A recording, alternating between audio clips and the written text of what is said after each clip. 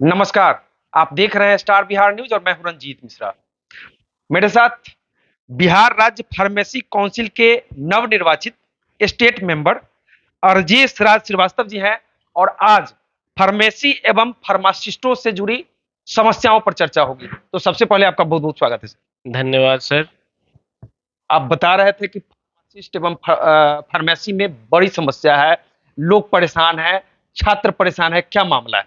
देखिए, बिहार में लगभग काउंसिल में अगर देखा जाए तो साढ़े 28,000 फार्मासिस्ट निबंधित हो चुके हैं और लगभग बिहार में प्राइवेट सरकारी सेक्टर में 8,000 फार्मासिस्ट अभी काम कर रहे हैं। मतलब अलग अलग सेक्टर में, हॉस्पिटल में हो गया, सरकारी हॉस्पिटल में हो गया, प्राइवेट हॉस्पिटल में, फिर आपको इंडस्ट्री में या मार्केटिंग में, बहुत सारी चीज़ों में।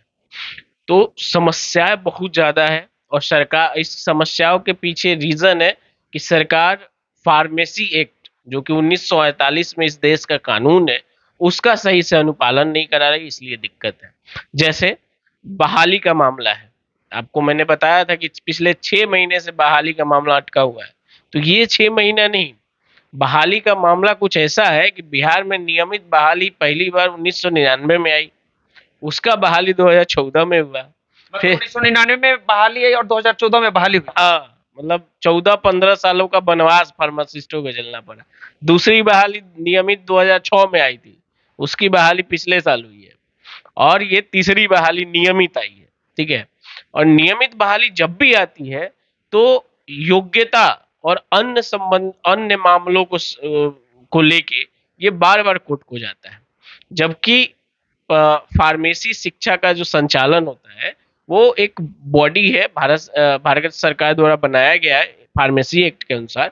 वो फार्मेसी काउंसिल ऑफ इंडिया है जो कि शिक्षा भी तय करता है कि किसको क्या पढ़ना है और किसको कहाँ पढ़ने के बाद कहाँ जॉब लेना है। ये सब योग्यता शिक्षा सब वो तय करती है।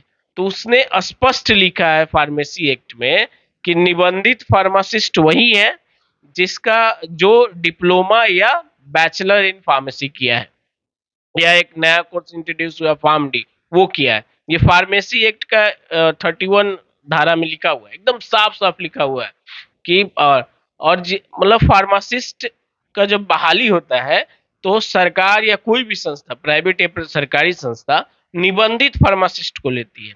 तो निबंधित फार्मासिस्ट की अगर परिभाषा हम डिफाइन करें तो जिन्होंने फार्मेसी शिक्षा में डिप्लोमा या डिग्री किया है उन्हें। यहाँ लेकिन जब सरकार के मामले में हम आते हैं तो सरकार बार बार कभी डिप्लोमा को ले लेती है तो बैचलर को छोड़ देती है, कभी बैचलर को लेती है तो डिप्लोमा को छोड़ देती है। दूसरी समस्या क्या है कि ये मामला ऑलरेडी एक बार 1999 में जब उठा था तो 14 साल लंबे कोर्ट, मतलब हाई कोर्ट, सुप्रीम कोर्ट गया था। मामले में क्लियर ये आदेश आया था कि भाई डिप्लोमा और बैचलर दोनों एलिजिबल है, दोनों को लिया जाए। उसके बावजूद जब 2014 में सरकार नियमावली बनाई तो उसमें बैचलर को आउट कर दिया गया, जिसमें हाईकोर्ट ने आदेश दे दिया कि बैचलर इसमें नहीं हो सकते हैं। उसके बाद सुप्रीम कोर्ट में ये मामला गया, सुप्रीम कोर्ट ने कहा कि हाई कोर्ट का जो आदेश है इससे हम संतुष्ट नहीं है, हाई कोर्ट इसको फिर से सुने। और हाई कोर्ट ने जब सुना तो ये जो नई बहाली जो 1549 बहाली आई थी, आपको अप्रैल महीने में एडवर्टाइज हुई थी, तो विज्ञापन निकला है। जी जी विज्ञापन निकला है अप्रैल में। तो जब ये मामला एडवर्टीजमेंट आया था तो फिर हाई कोर्ट ने सुनवाई की और बी फार्म वाले अभी फॉर्म भरे हैं और फिर मामला प्रक्रियाधीन है, मतलब कोर्ट के अंतर्गत है। बिहार राज्य फार्मेसी काउंसिल के लगभग 2 वर्षों से 6,000 छात्र परेशान हैं। रजिस्ट्रेशन का क्या मामला है? फार्मेसी के छात्र क्यों परेशान? देखिए, कोई भी जब डिप्लोमा या डिग्री फार्मेसी में करता है तो वो फार्मासिस्ट होता है, निबंधित फार्मासिस्ट नहीं होता, रजिस्टर्ड फार्मासिस्ट नहीं होता है। और फार्मेसी में नौकरी लेने के लिए या अपना दवा दुकान खोलने के लिए या अपना काम करने के लिए रजिस्ट्रेशन मैंडेटरी होता है। जैसे डॉक्टर का अगर रजिस्ट्रेशन नहीं होता तो प्रैक्टिस नहीं कर सकता, सेम चीज फार्मासिस्टों के साथ है। बिहार राज्य फार्मेसी काउंसिल आज से 9 महीना 10 महीना पहले पूरी तरह से भ्रष्टाचार में लिप्त था। माननीय पटना हाई कोर्ट में एक पीआईएल हुआ, पीआईएल के बाद पटना हाई कोर्ट ने यह आदेश दिया कि इसको निरस्त किया जाए और फिर से काउंसिल गठित किया जाए। इसी प्रक्रिया में जो है वो नवंबर 2022 में चुनाव कराया गया। ठीक है, जबकि कायदे से हर एक 5 साल पे चुनाव होना चाहिए, कितने साल पर चुनाव? लेकिन 17-18 साल बाद फार्मेसी काउंसिल का चुनाव कराया गया। 17 साल चुनाव हुआ ही नहीं। जो जिस वहां जो भी सदस्य थे, जो रजिस्ट्रार थे, जो अध्यक्ष थे, वो अपने मनमाने ढंग से करप्शन कर रहे थे। तो पीआईएल के माध्यम से पटना हाईकोर्ट ने 17 साल बाद चुनाव हुआ, और 17 साल बाद चुनाव हुआ। उसके बाद क्या हुआ कि हाईकोर्ट में सरकार ने अर्जी दी कि दो सप्ताह में जो है हम, उसमें क्या होता है कि निर्वाचित सदस्य आते हैं जिसको पूरे बिहार के फार्मासिस्ट वोट देते हैं, उससे जीत के आते हैं। 5 सरकार को भेजने होते हैं। ठीक है, 3 पदेन होते हैं और एक मेडिकल काउंसिल, टोटल 15 सदस्य होते आते हैं। अभी वर्तमान में जब नवंबर में चुनाव हुआ तो 6 चुन के आ गए। 3 जो पदेन थे वो है ही। मेडिकल काउंसिल वाला प्रक्रिया ने सरकार को 5 मेंबर भेजने थे। तो सरकार के स्वास्थ्य समिति के स्वास्थ्य विभाग द्वारा हाईकोर्ट में ये दिसंबर में ये शपथ पत्र देते हुए कहा गया था कि ये प्रोसेस चुनाव करा लिया गया है और 2 सप्ताह में नॉमिनेटेड का प्रोसेस करके काउंसिल गठित कर दिया जाएगा और काउंसिल का काम धाम शुरू होगा।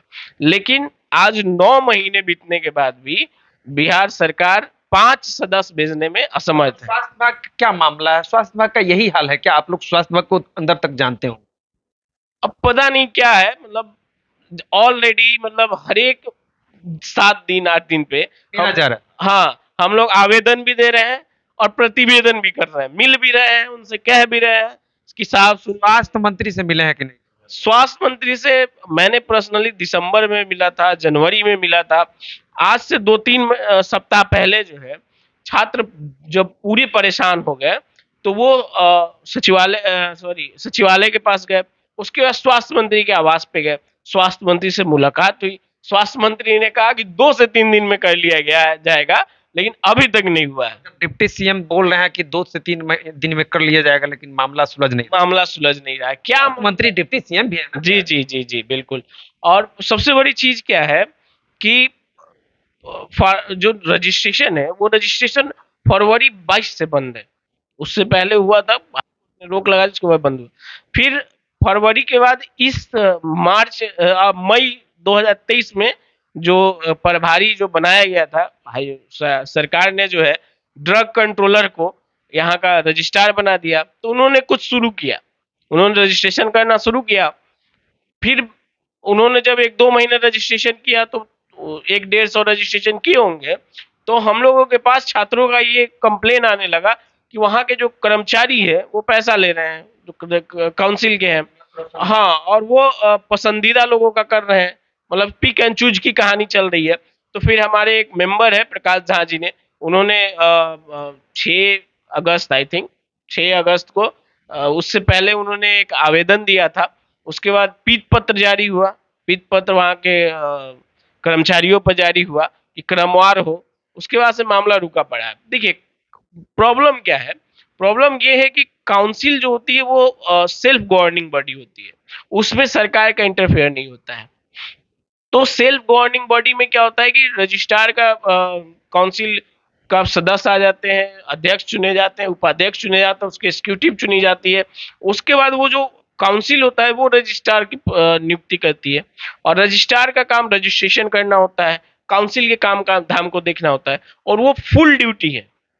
मतलब एक ऑफिस को चलाने के लिए फुल ड्यूटी है। लेकिन जो बिहार के ड्रग डिपार्टमेंट के सबसे बड़े हेड हैं, जिनके पास काम इतना है बिहार में, ड्रग डिपार्टमेंट कितना बड़ा डिपार्टमेंट आप जान रहे हैं, इतना बड़ा काम है, उसके बावजूद उनको दिया गया, तो उनके पास फुर्सत ही नहीं है। वो करेंगे क्या?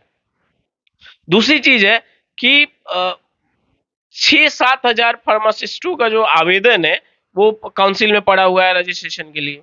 उसमें से मात्र 150 से 200 छात्रों का हुआ, जो कि मतलब 3-4 महीने में किया गया है।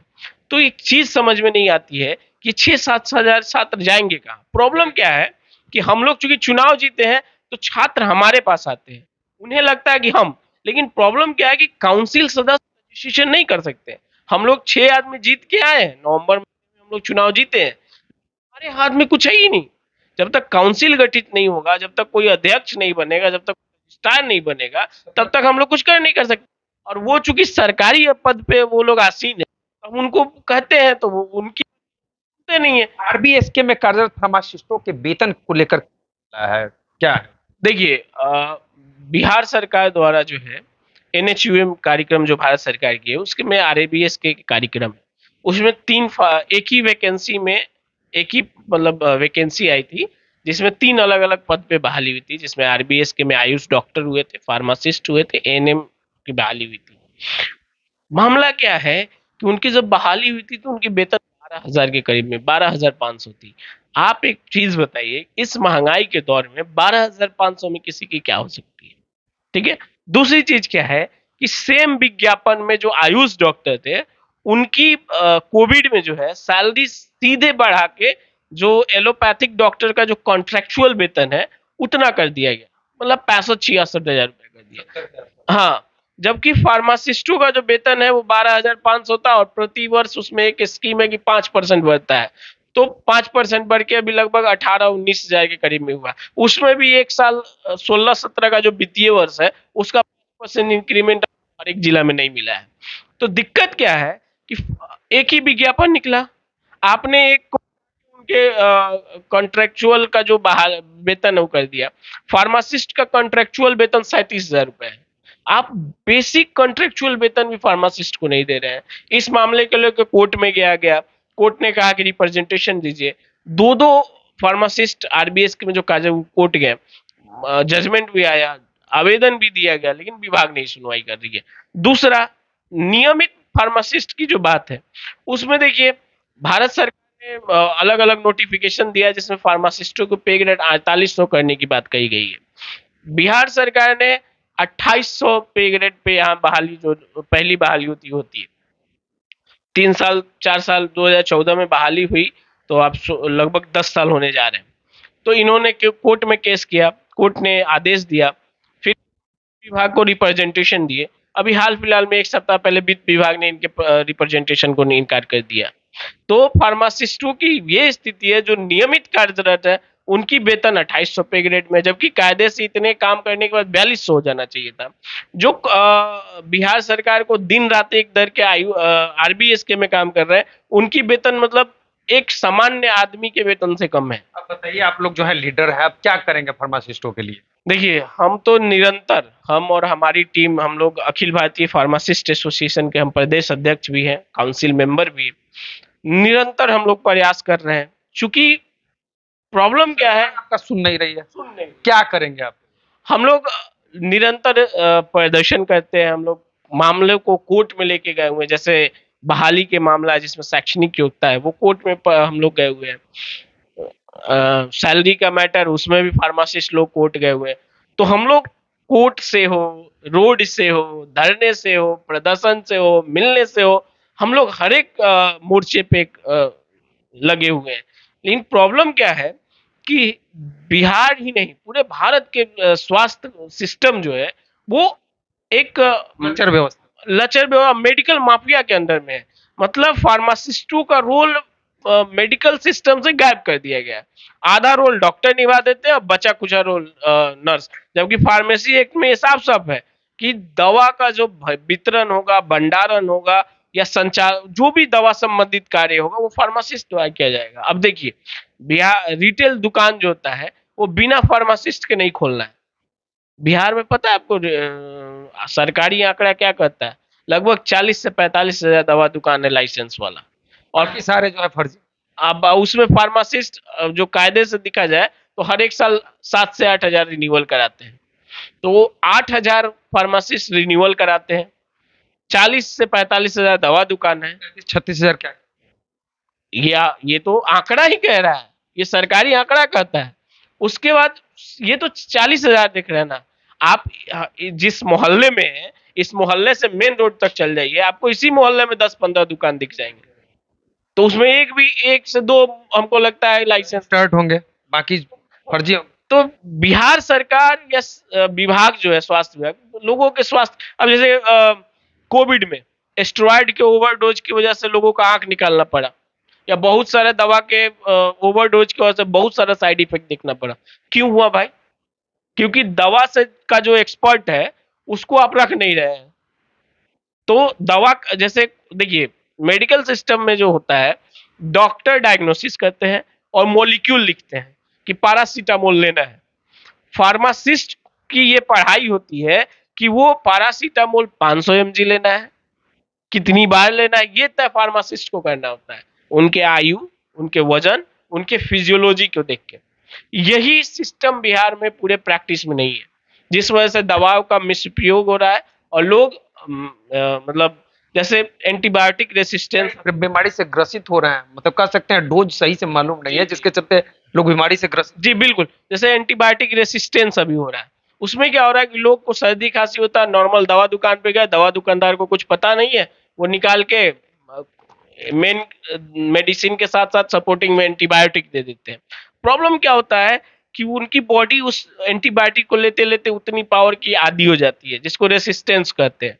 अब जब वो गंभीर रोग से बीमार होते हैं, तो उनके ऊपर वो एंटीबायोटिक काम नहीं करती है, तो उनको हायर डोज देना पड़ता है, जिसकी वजह से उनकी किडनी खराब हो रही है, लीवर खराब हो रहा है। तो ये समस्या है। अब क्या करेंगे आप लोग? सरकार को क्या करना चाहिए? बिहार सरकार के स्वास्थ्य विभाग को क्या करना चाहिए? देखिए, हमारी सरकार से हमेशा मांग रहती है कि जो इस देश का कानून है, फार्मेसी एक्ट है, उसको लागू कर दीजिए, उसके प्रावधान को आप सही से संचालित करवा दीजिए, ड्रग एंड कॉस्मेटिक एक्ट के प्रावधानों को सही से संचालित करा जाए। आपके पास ड्रग डिपार्टमेंट है, आपके पास ड्रग इंस्पेक्टर है, आपके पास इतने फार्मासिस्ट हैं, 8,000 फार्मासिस्ट इस पूरे सिस्टम को चलाने के लिए सफिशियंट है। या बिहार में लगभग 2-3 सालों में 80-90 कॉलेज खुल गए हैं। आए एक साल में हमको लगता है आने वाले 1-2 साल में प्रति वर्ष 5 से 10,000 फार्मासिस्ट पास होंगे बिहार के कॉलेज से, जबकि देश के कॉलेज से जो पढ़ के आते हैं उसका संख्या अलग है। इतने फार्मासिस्ट आ रहे हैं, तो आप क्यों नहीं फार्मेसी को बढ़ावा दे रहे हैं? क्यों नहीं दवा दुकानों की जांच करा रहे हैं? क्यों नहीं आप फार्मासिस्टों की वैकेंसी निकाल रहे हैं? क्यों नहीं बिहार में फार्मेसी प्रैक्टिस रेगुलेशन हम लोग इतना मेहनत किए, कोर्ट ने आदेश दिया और निरंतर तो मार्च में लागू किया गया, तो वो सिर्फ कागज पे लागू कर दिया गया, नोटिफिकेशन नहीं, बिहार में प्रैक्टिस लागू हो गया। जबकि फार्मेसी सरकार को ध्यान देना चाहिए और बहाली करनी चाहिए, नियमित वेतन होना चाहिए, ताकि जो है फार्मासिस्ट परेशान ना हो। हाँ, और जैसे रजिस्ट्रेशन का मामला है, काउंसिल गठित कर देना चाहिए, ताकि सरकार को एक सजेशन, फार्मेसी से संबंधित एक्सपर्ट लोग हो जो सजेशन दे सके। वो भी तो एक सरकार का मतलब अंग माना जाएगा काउंसिल।